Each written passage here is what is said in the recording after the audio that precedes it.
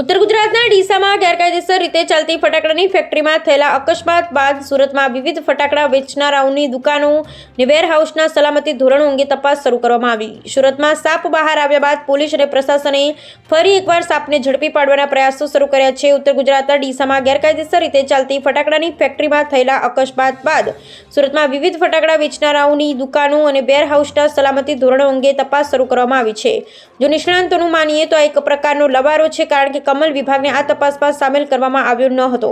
માત્ર થોડા પોલીસ કર્મીની ટીમે દુકાને પહોંચી હતી। દુકાનમાં રાખેલ સ્ટોક અને ફાયર સેફ્ટીની વ્યવસ્થા અંગે દુકાનદાર પાસેથી માહિતી મેળવી હતી। ફાયર સેફ્ટીના સાધનોની એક્સપાયરી ડેટ ચેક કરવામાં આવી હતી। દુકાનોમાં ઇલેક્ટ્રિકલ લાઇન અને શોર્ટ સર્કિટના જોખમોની તપાસ કરવામાં આવી હતી। દુકાનદારોએ દુકાનની કોઈપણ પ્રકારની જ્વલનશીલ વસ્તુઓ ન રાખવા અને સાવચેતી રાખવા સૂચના આપવામાં આવી હતી। ભૂતકાળમાં ડોક્યુ કરીએ તો દરેક મોટા અકસ્માત બાદ પોલીસને તપાસ કરવાનું જ યાદ આવે છે। તપાસના નામે થોડા દિવસ લોકડાઉન થાય અને પછી સ્થિતિ જેવી થાય તેવી જ છે। 2019માં 22 વિદ્યાર્થીઓના જીવ લેનારી તક્ષશિલા આગ હોય કે 2024માં 27 લોકોના જીવ લેનાર રાજકોટ ટીઆરપી ગેમ ઝોનની આગ હોય, આ બંને અકસ્માતો પછી સુરત શહેર સહિત સમગ્ર રાજ્યમાં મોટા પાયે ફાયર સેફ્ટી ઝુંબેશ હાથ ધરવામાં આવી હતી।